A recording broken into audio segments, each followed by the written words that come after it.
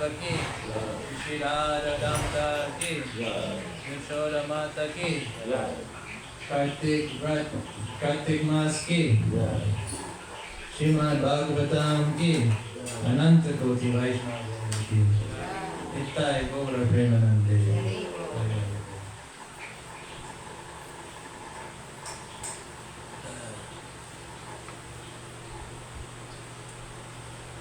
Om Namo Bhagavate Vasudevaya.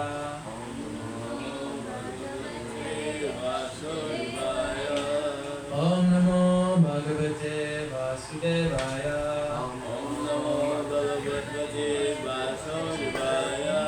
Om Namo Bhagavate Vasudevaya. Om Namo Bhagavate Vasudevaya. Narayanam Namaskrityam Ram Chaiva Narottamam Devim Sarvatim Vyasam Tato Gayam Adhirayat Nastaprayeshu Bhatyeshu Nityam Bhagavata Sevaya Bhagavati Utama Shloke Bhakti Bhavati Naishtaki. Reading from Srimad Bhagavatam, 10th canto, entitled the Summum Bonum, chapter 17. We are reading from text 7. Mataji, can you please follow the fan for me?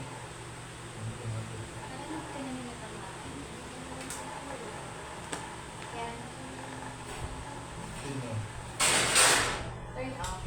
I'm lower, sorry. Chapter 17. Chapter 17, text 7.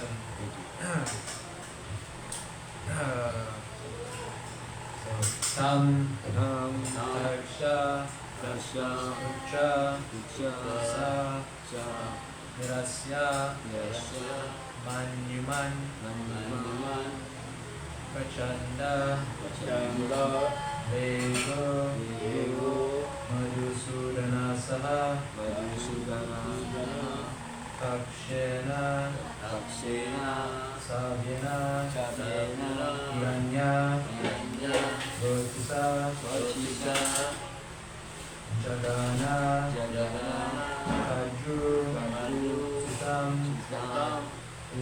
Vikrama Tam Takshaputra Sanirashya Manyuman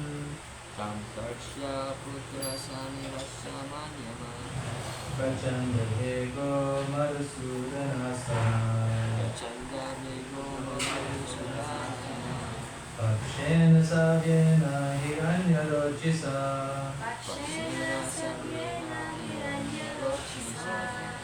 Jagana Kaju Sutamukha Vikrama Tam Takshaputra Sanirasya Manyuman Prachanda Dego Madhusudana Sanaha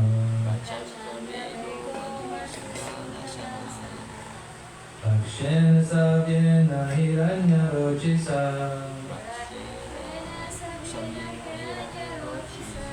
Jagana Kaju Sutamukha Vikrama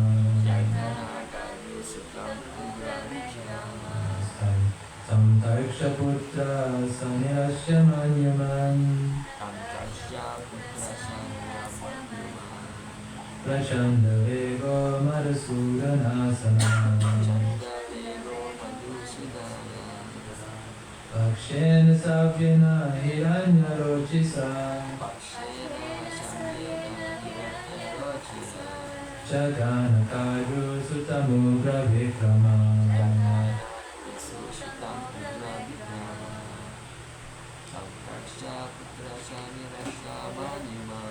Tam Takshaputra Sanirasya Manyuman Prachanda Dego Madhusudana Sanaha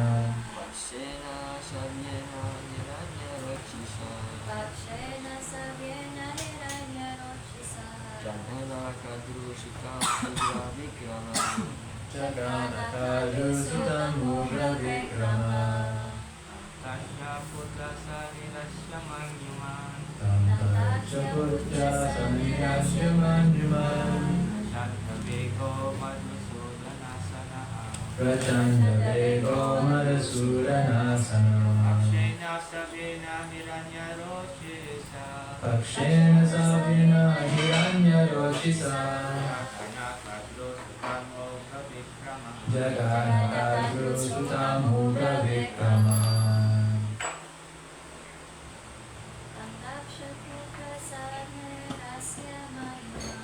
Tamtaksha putra sanirasya manyuman. Prachanda vego madhusudanasana. Akshena sabina hiranya rochisa. Jaganakadru sutamugra vikrama. Anyone else? Prabhu Jun, want to try?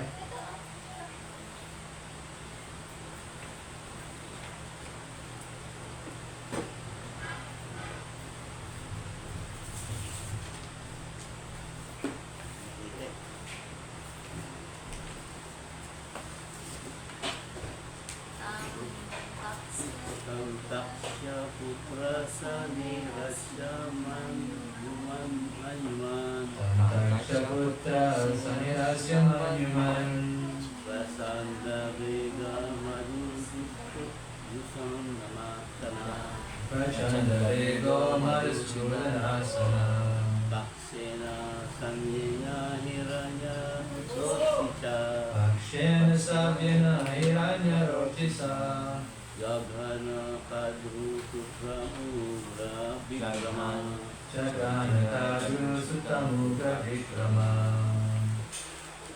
Okay, word for word translation. Tam, him, Karya, Taksha putra, the son of Kasyapa, Saha, he, Garuda, Hirasya, warding off, Manyuman, full of anger, Prachanda Vega, moving with terrible swiftness, Madhusuda Asana, the carrier of Lord Madhusudana, Krishna, Pakshena, with his wing, Savyena, left, Hiranya, like gold, Rochisa, the effulgence of which, Jagana, he struck, Kaju Sutam, the son of Kaju, Kaliya, Ugra, mighty, Vikrama, his prowess. Translation and purport by His Divine Grace by Srimad Bhagavatam Swami Srila Prabhupada. The angry son of Taksha moved with overwhelming speed in repelling Kaliya's attack. That terribly powerful carrier of Lord Madhusudana struck the son of Kaju with his left wing, which shone like gold. I'll read text 8 and 9 also. No need to repeat.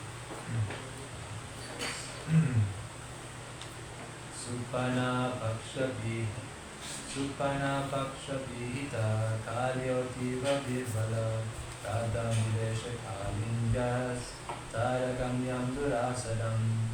Translation.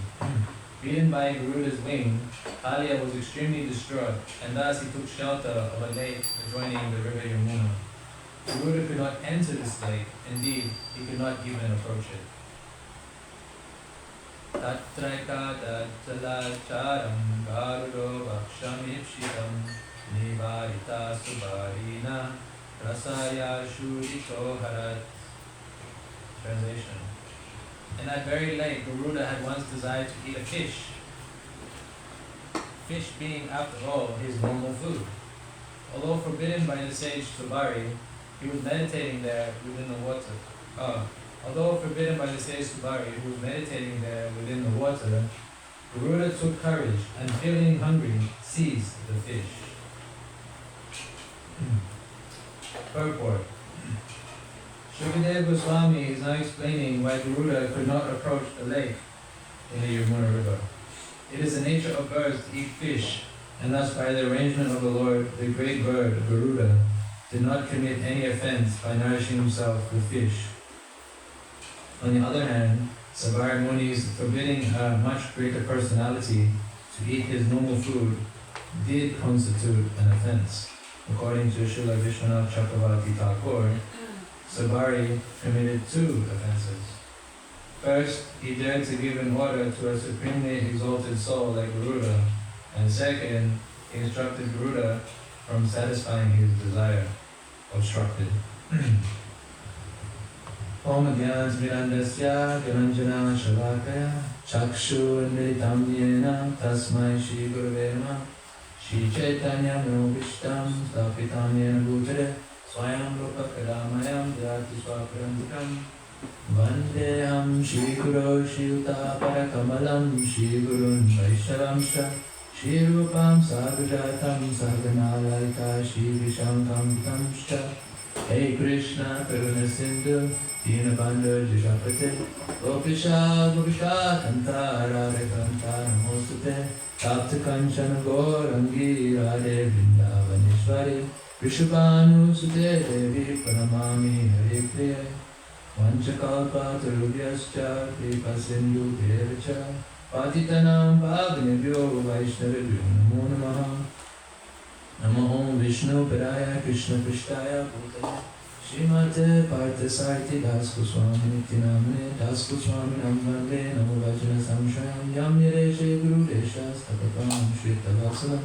Namo Vishnu Padaya Krishna Prishtaya Bhutale Srimate Janananda Goswami Nityanamane Namo Vishnu Padaya Krishna Prishtaya Bhutale Srimate Bhaktivedanta Swami Nityanamane Namaste Saraswati Devi Gauravani Prashayane Nirvishesha Shunyabari Pashuchade Shitharine Jai Shri Krishna Chaitanya Prabhu Nityananda Shri Advaita Gadadhara Shvasadi Gauravaktinanda. Okay, everyone together. Hare Krishna, Krishna Krishna, Hare Hare, Hare Rama, Rama Rama, Hare Hare. Mukam karoti vachalam pangam labhate dim yakripatamaham bande Shri Gurum Viratayanam Paramananda Varnam Krishna Chaitanya Ishvaram Chaitanya Charitam Bhojam Matalangalaya Vijay Yasham Prasharam Akshana Karananda Pranayama Okay, Hare Krishna. So, now we're reading the history of Kalya, about how he came to be in the Yamuna river. And these verses are explaining how Garuda had attacked Kalya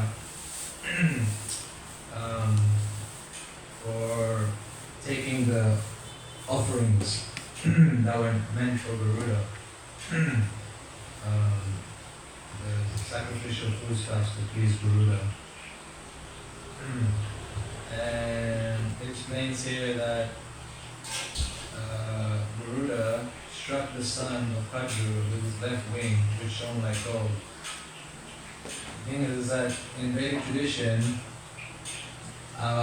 the left hand or the left foot is considered, how to say, uncivilized, or like it's not the etiquette, the Vedic etiquette to accept something with your left hand, or accept something or eat with your left hand, etc. So the left hand, the left foot also is considered more,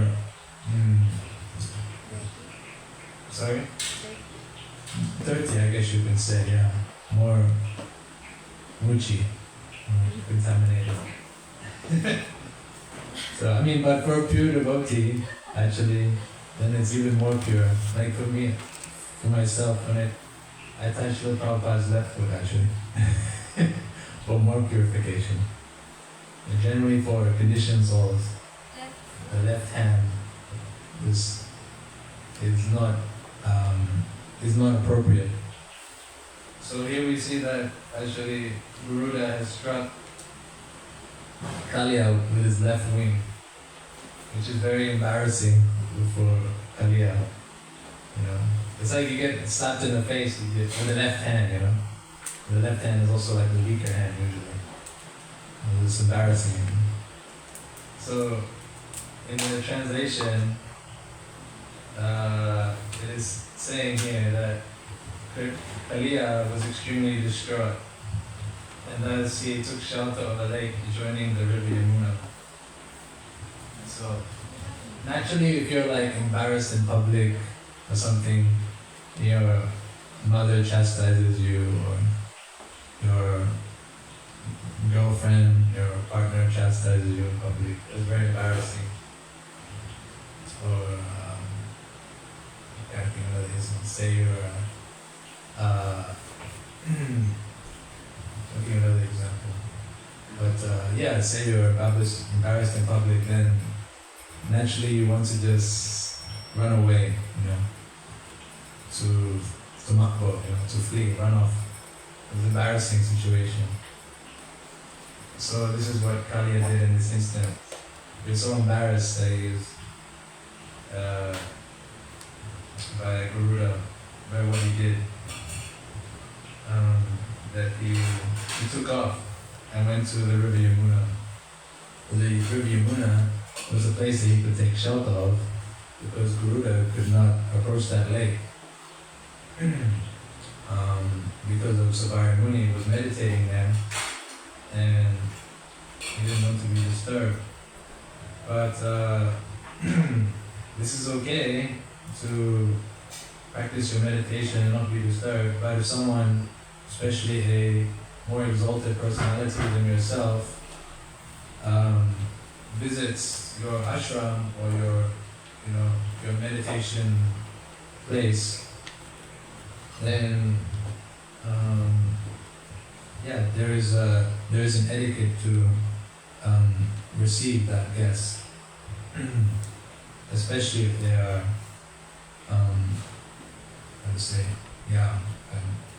more exalted, praiseworthy personality. Usually this is done by praising them with sweet words, giving them an asan, a place for them to sit, bringing them some water and some prasadam.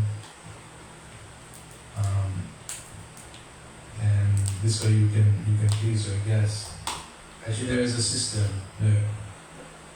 First, if you offer them foodstuffs, some charity, if you cannot do that, then at least you can offer them some water and a sitting place. If you cannot even offer them water, you can offer them a sitting place.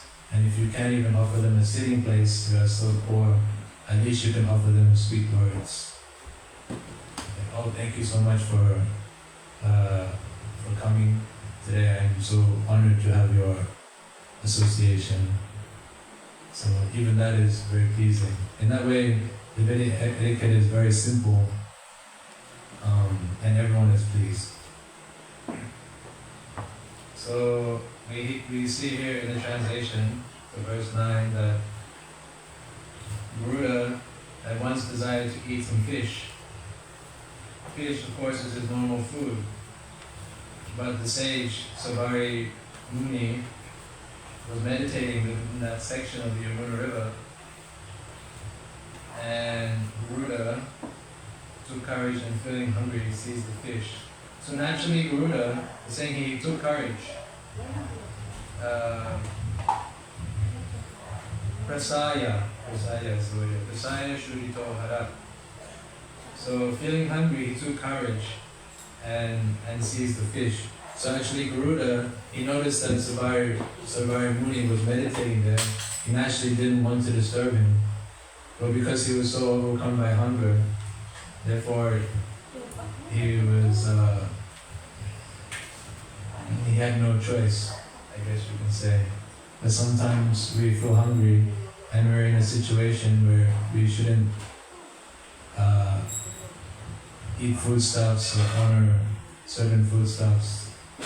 We don't know the quality of the certain prasadam that we are receiving. But sometimes we're overcome by hunger, so you just have to, bahalana. What is it? Speaking words of wisdom, let it be. So sometimes, you can't do much. So this is the instance for Garuda. So he decided to eat some fish in that section of the river. And the sage Subari, unfortunately, he became disturbed and upset, and he decided to curse Garuda, which is not appropriate actually, considering the situation. Garuda is the Madhusudana Asana. He is the carrier of Lord Madhusudana, the Supreme Personality of Godhead. So he's in a much more elevated position than Subari Muni. And so in the purport to verse 9, Srila Vishwanath Chakravarti Thakur is explaining that Subari had committed 2 offenses. That he had dared to give an order to a supremely exalted soul like Garuda, and second, he obstructed Garuda from satisfying his desire. So, this is the Vedic kind of tradition, is that a junior devotee or a neophyte devotee should not give instructions to someone who is more senior than them, or someone who has been in the movement for longer than them. You simply commit an offense. Actually, we cannot see how advanced someone is. So someone may be a neophyte devotee, a new devotee who's just arrived, on the scene.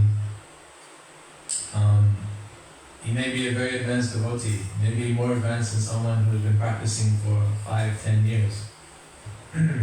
But still there is Vedic etiquette, where if someone is senior to you, that you should not offend them by ordering them, telling them, oh, you shouldn't do that, or actually you should do this.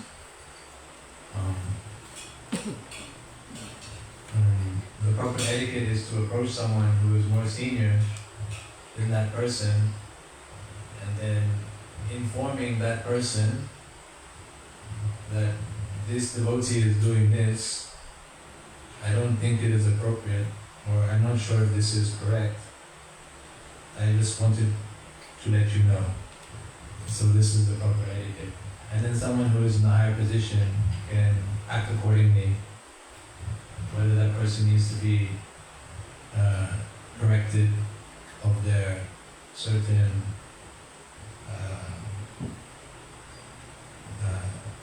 activity or actions, certain actions that they are performing.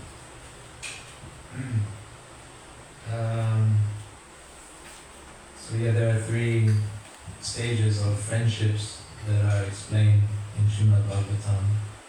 That if one person is senior to another, then they should be merciful to them. If 2 devotees are on the same level, then they should show friendship and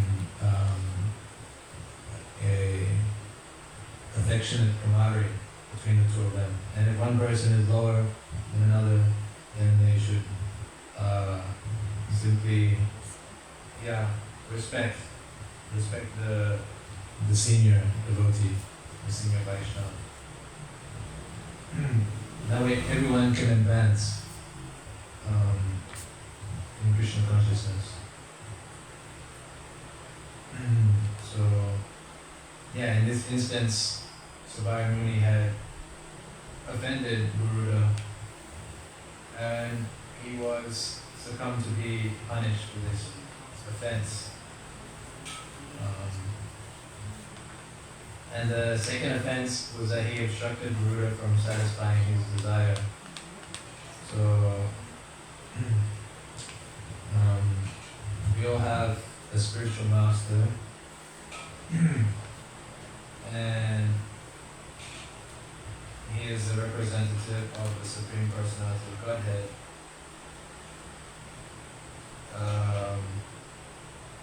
And so we should honor him as much as we would honor the Supreme Personality of Godhead. So in that case, Yasha Prasado, Yasha Prasadam, Bhagavad Prasado Nagati Utopi. So, yeah, if we obstruct the desire of the spiritual master, then it's like committing spiritual suicide. Because the desire of the spiritual master is the desire of Krishna, is the desire of the Supreme Personality of Godhead. There's a verse from Satasvatana Upanishad. Let's see if I can find it. It's just forgotten, unfortunately.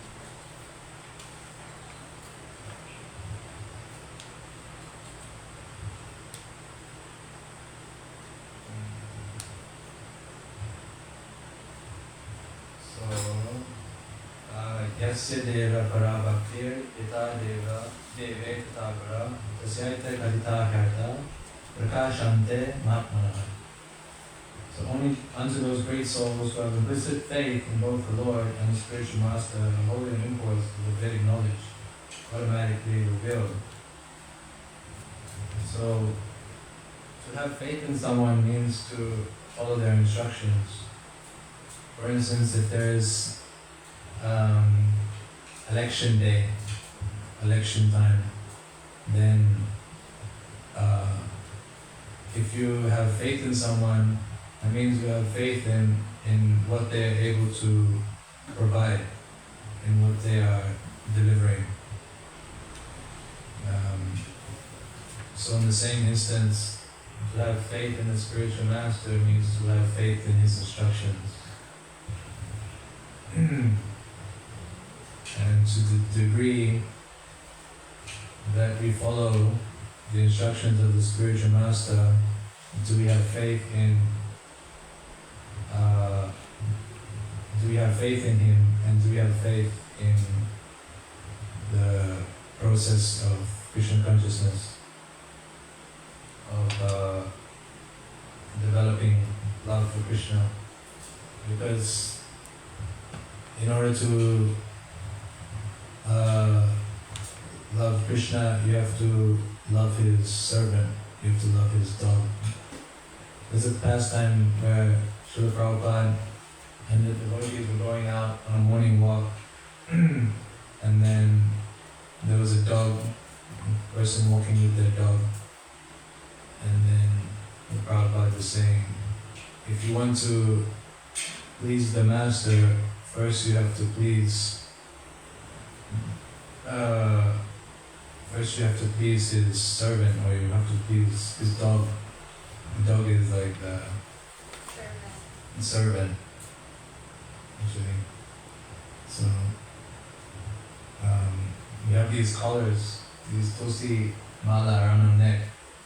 Actually, this is like a dog collar, because it's supposed to be very tight. Actually, it shouldn't be loose. So that we can feel it and be reminded that, oh, this is my dog collar, actually, I'm a servant of Krishna.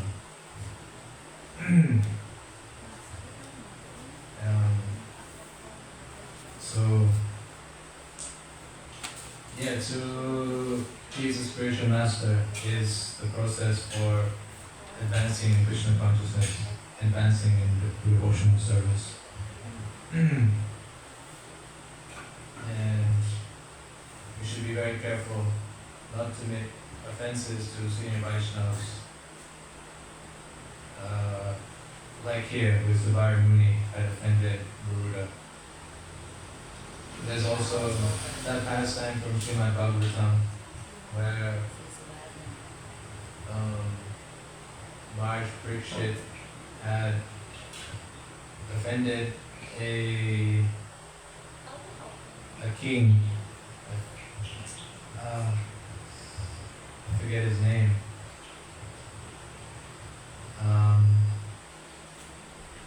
Anyway, I will not go into that. There's not much time left. So yeah, we should be careful not to offend.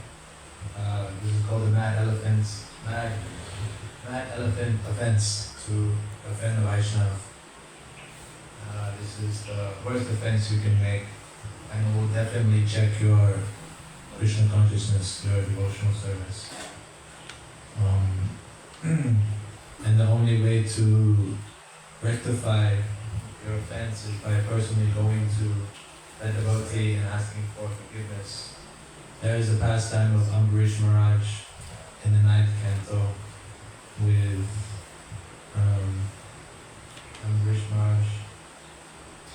Who's the other personality in that story? Prabhupada Kuseva? You can't remember? Anyway.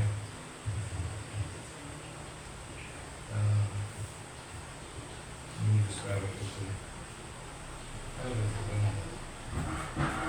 Devasa Muni. Devasa Muni.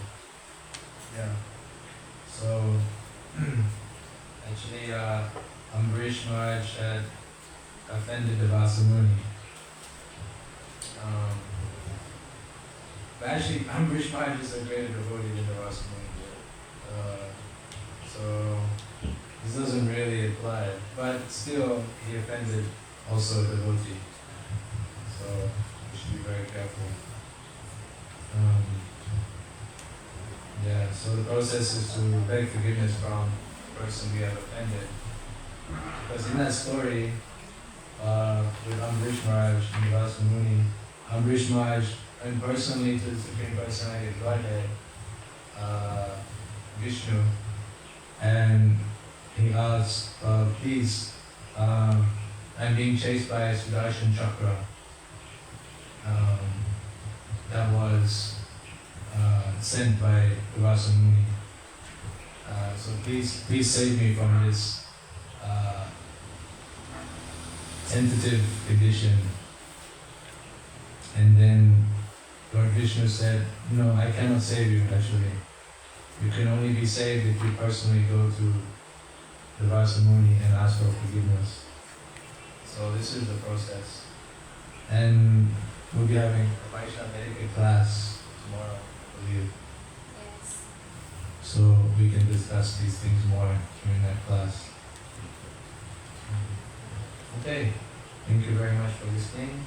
Srimad Bhagavatam ki, Srila Prabhupada ki, Nanta Koti Vaishnava Vrinda ki, Nitai Gaura Premanande.